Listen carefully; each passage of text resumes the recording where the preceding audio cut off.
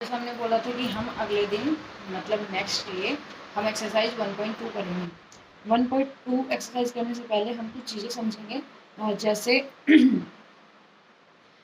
ये जो एक्सरसाइज है हमारी सेकंड, ये इरेशनल नंबर की रेशनल और इरेशनल नंबर। रेशनल नंबर पढ़ते हैं और फिर उसके बाद हम जानेंगे इरेशनल नंबर क्या होता है। देखो, रेशनल नंबर जो होता है, rational number P upon Q की फॉर्म में होता है। पी अपॉन क्यू मतलब जैसे मैंने 4 ही लिख दिया तो 4, आप कहोगे इसमें क्यू तो है ही नहीं, नीचे सिर्फ पी है। तो जो अगर अकेला नंबर होता है इसके नीचे हमेशा 1 होता है, तो पी अपॉन क्यू। लेकिन इसकी कंडीशंस ये है कि जो क्यू है वो does not equal to G. Q जो है वो 0 के इक्वल नहीं होना चाहिए ना। ये हमारी नॉर्मल सी रेशनल नंबर की कंडीशंस है कि जो क्यू है वो 0 नहीं होना चाहिए और हमारा जो नंबर है वो पी अपॉन क्यू की फॉर्म में होना चाहिए। ठीक है, अब देखो क्वेश्चन कहता है कि √2, इसमें 2-3 क्वेश्चन है, जैसे √2, √3 एंड √5, √7, √11, √13, सबका करने का प्रोसेस सेम है। √2 भी सेम तरीके से करेंगे, √3, √5, √7, √11, √13, जितने भी प्राइम नंबर्स है, प्राइम नंबर्स को रूट में सेम तरीके से हम सॉल्व करते हैं, वो इरेशनल नंबर होते हैं। तो इरेशनल नंबर प्रूव करने हैं, वो करेंगे कैसे देखते हैं। सबसे पहले हम करेंगे √2।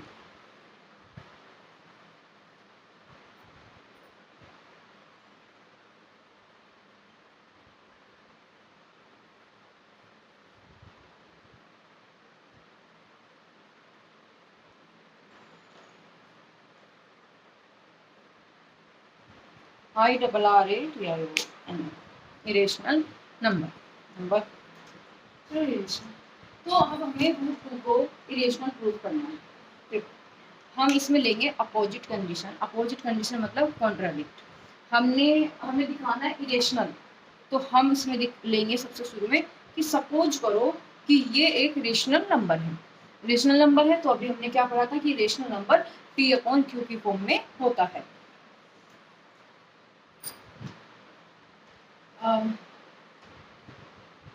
Let us suppose √2 is rational number. हमने माना कि जो √2 है वो रेशनल नंबर है, तो फिर क्या होगा, अगर √2 रेशनल नंबर है तो पी अपॉन क्यू की फॉर्म में होगा। ठीक है, तो अब पी अपॉन क्यू है, P and Q R positive integer. P and Q are positive integers and co-prime। अब देखो, हमने यहाँ पे को-प्राइम लिखा है। ये को-प्राइम क्या है, प्राइम तो समझते ही है, प्राइम तो हमने कल पढ़ा था। तो को-प्राइम ये होता है कि एक नंबर का सेम डिविजिबल नहीं हो सकता। जैसे 25 है, 25 का 5 होता है, और मैं अगर यहाँ पे लिख दूँ 30 का 5 है, तो ये को-प्राइम नहीं है, क्योंकि दोनों का सेम एक क्या है 5 फैक्टर है, तो सेम डिविजिबल या सेम फैक्टर उसका नहीं होना चाहिए। ये 5 है, इसलिए ये को-प्राइम नहीं है। को-प्राइम कौन सा होगा, अगर मैं लिखूं कि 14 को 2 डिवाइड करता है और 81 को 9 डिवाइड करता है, तो इसमें कोई भी को-प्राइम मतलब कोई भी सेम फैक्टर इसका नहीं जाएगा। इसका 2 और 7 बनेगा,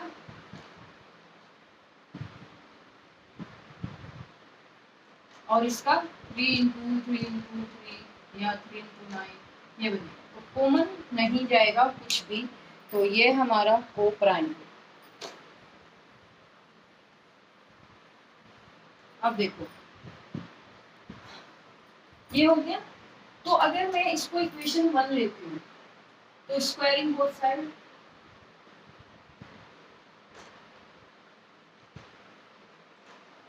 root 2 is equal to P upon 2 square कर दो।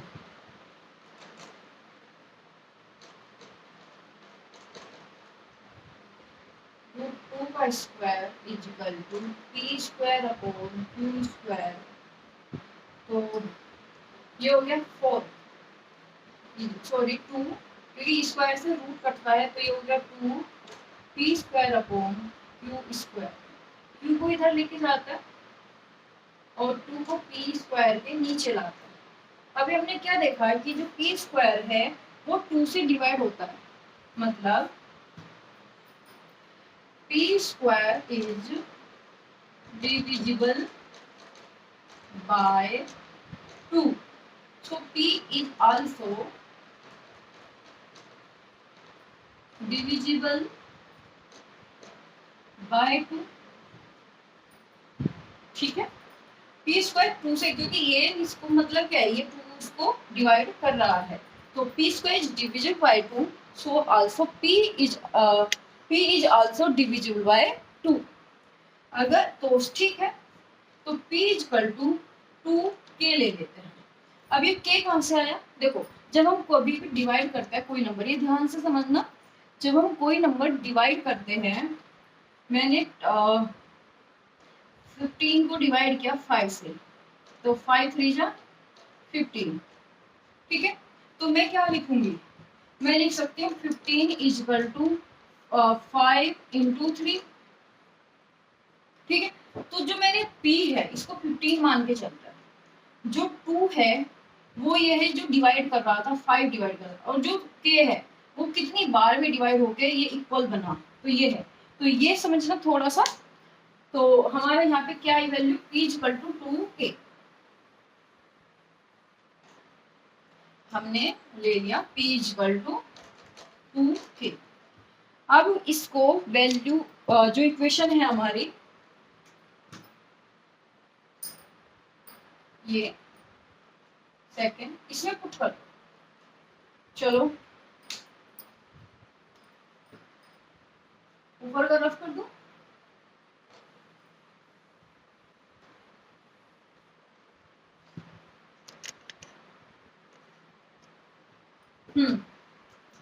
p इक्वल टू 2k, तो हमारी इक्वेशन थी ये 2q square equal to p square, p की जगह 2k का स्क्वायर, ओके। तो इसका स्क्वायर ओपन करेंगे 4k स्क्वायर, ठीक है, और 4 को इधर लेके आते हैं, 4 नीचे आएगा क्योंकि इधर डिवाइड में मल्टीप्लाई में है, ठीक, 2 से 2, तो हमारी इक्वेशंस क्या बनी, हमारी इक्वेशन बनती है q square upon 2 equal to k square, ठीक है। तो यहाँ पे क्या हुआ, यहाँ पे हमने देखा कि 2 है वो q स्क्वायर को भी डिवाइड कर रहा है, मतलब q square is divisible by 2, so q is also divisible by 2, but हमारे शो में कंडीशंस क्या थी, हमारी कंडीशंस थी कि p and q are coprime, p and q are को प्राइम,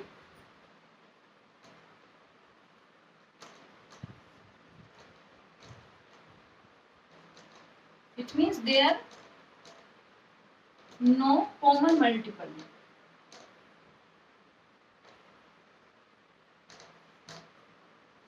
ठीक है, कोई भी इसमें कॉमन मल्टीपल नहीं होगा। तो अब हम यहाँ पे क्या कह सकते हैं, दिस इज द कॉन्ट्रडिक्शन,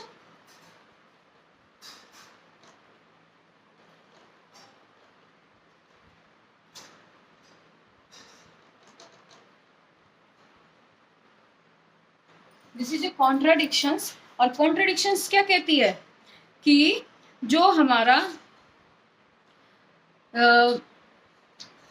हमने शुरू में क्या कहा था कि जो हमारा P और Q है वो कोप्राइम है।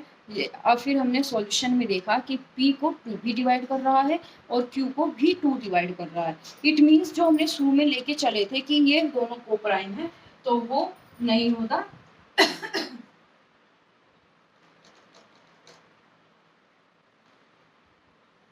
ठीक है, तो हम यहाँ पे क्या करेंगे, √2 is a rational irrational number, hence proof. देखो, हो सकता है कि एक बार के मैं थोड़ा सा समझ ना आया हो। अब हम इसका दूसरा जैसे √3 √5 तो तीनों सॉल्व करेंगे। √2 मैंने सॉल्व करा दिया, इसको लिखने की जरूरत नहीं थी, लिखने में टाइम वेस्ट मत करना। इसके सारे नोट्स में अवेलेबल है तुम्हारे टेलीग्राम चैनल पे। मेरा एक टेलीग्राम चैनल है जो मैं यूट्यूब के सेक्शन में पिन कर दूंगी। उसके बाद वहाँ से तुम्हें हैंड रिटन नोट मिल जाएंगे सारी एक्सरसाइज के, और चैप्टर के बाद एक्स्ट्रा क्वेश्चंस के भी। तो जैसे हम आज सेकंड एक्सरसाइज पढ़ रहे हैं, तो सेकंड एक्सरसाइज खत्म होने के बाद हम इसी चैप्टर्स के एक्स्ट्रा क्वेश्चंस पढ़ेंगे और एक्स्ट्रा क्वेश्चंस के भी आपको नोट्स मिल जाएंगे। तो सिर्फ आपको क्या करना है, सिर्फ आपको समझना है, और कहीं भी अगर कोई डाउट है तो उसको कमेंट सेक्शन में पिन करना है अपने डाउट को। तो उसके बाद मैं उस डाउट को दोबारा से, ये क्वेश्चन को दोबारा से कराऊंगी आपको। तो ठीक है, आई थिंक ये होप आपको समझ आ गया होगा। नहीं समझ आया तो नेक्स्ट क्वेश्चन करते हैं। √3 सेम है, सिमिलर है, √3 √5 √7 सब सिमिलर चलेगा। तो √3 करता है, क्योंकि इसमें से क्वेश्चन आता है √2 √3 √5 √7, है ना, इन सब में से क्वेश्चन आता है, तो ये ध्यान से समझना और इजी क्वेश्चन है। तो दोबारा से चलो दूसरा क्वेश्चन करते हैं।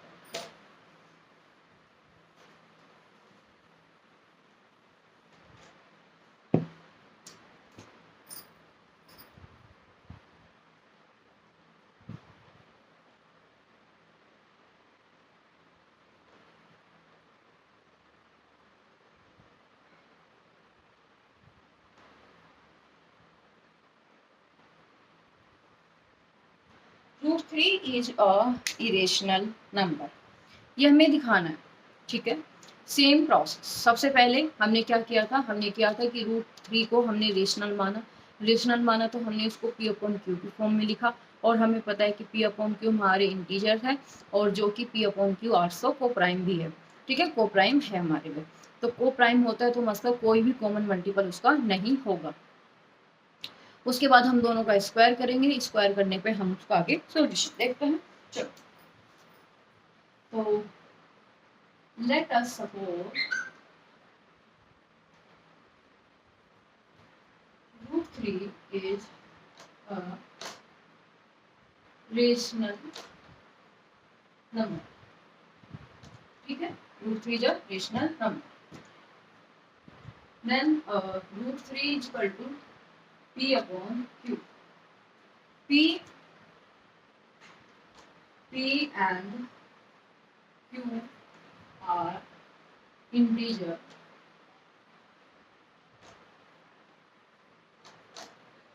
P and Q are coprime.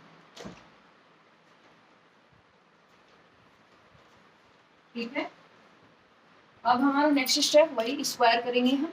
तो स्क्वायरिंग बोथ साइड,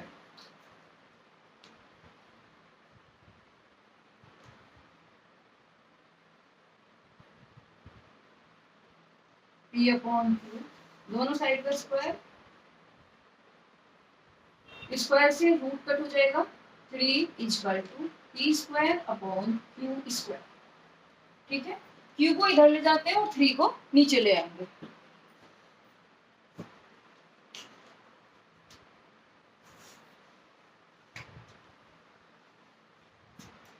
सॉरी, नीचे। तो क्या देख रहे हैं कि P² को 3 डिवाइड कर रहा है। इट मीन्स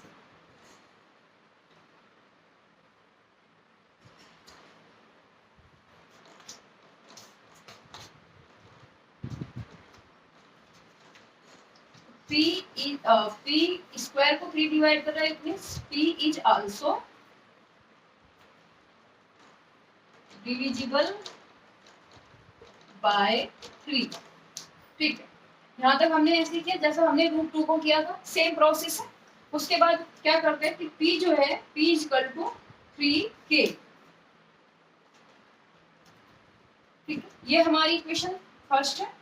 तो p equal to 3k put in equation first.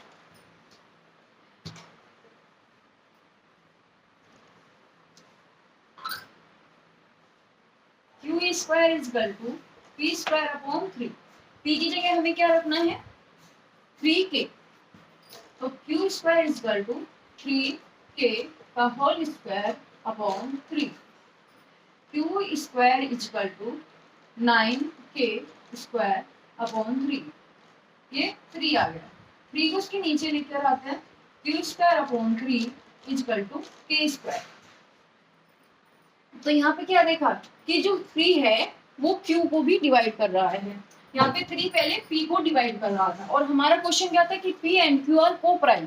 अगर p और q को प्राइम है तो इसका कोई भी कॉमन मल्टीपल हमें नहीं मिलेगा। लेकिन यहाँ पे p को 3 डिवाइड कर रहा है और यहाँ पे q को भी 3 डिवाइड कर रहा है। तो q square is divisible bye 3, q is also divisible by 3।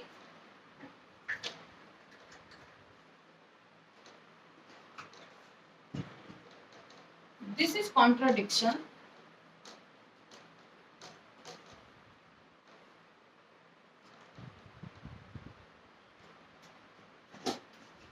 Contradiction है तो क्या रूट 3 इज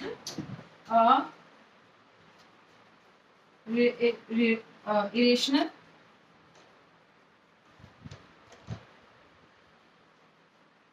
नंबर, ठीक है। ऐसे ही रूट 2 हुआ सॉल्व, ऐसे ही रूट 3 सॉल्व हुआ, और ऐसे ही सेम हम रूट 5 सॉल्व करेंगे और रूट 7 सॉल्व करेंगे। तो रूट 5 और रूट 7 आपको नोट्स में सॉल्व करे मिलेंगे, उसमें आप नोट्स में जाके देखना। अगर नहीं समझ में आता तो फिर दोबारा से रूट 5 और रूट 7 भी मैं आपको कराऊंगी, लेकिन सेम प्रोसेस है।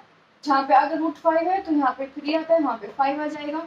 उसके बाद यहाँ पे 9 आता है तो हम 3 से काटा, वहाँ पे 25 आएगा, 5 से काटेंगे, फिर 5 इधर आके इसको डिवाइड करेगा। सेम प्रोसेस चलेगा, तो हमें सेम करना है। तो रूट 2 रूट 3 मैंने आपको समझा दिया, रूट 5 और रूट 7 आपको नोट्स में मिल जाएंगे। उसके बाद हम एक्सरसाइज पे चलते हैं, और एक्सरसाइज का पहला क्वेश्चन ही है रूट 5। अब एक्सरसाइज का पहला क्वेश्चन रूट 5 है, तो चलो करते हैं, उसके बाद हम आगे बढ़ेंगे। वैसे तो ठीक है, रूट 5 भी मैं आपको करा देती हूँ, आपका रिकॉल हो जाएगा। सेम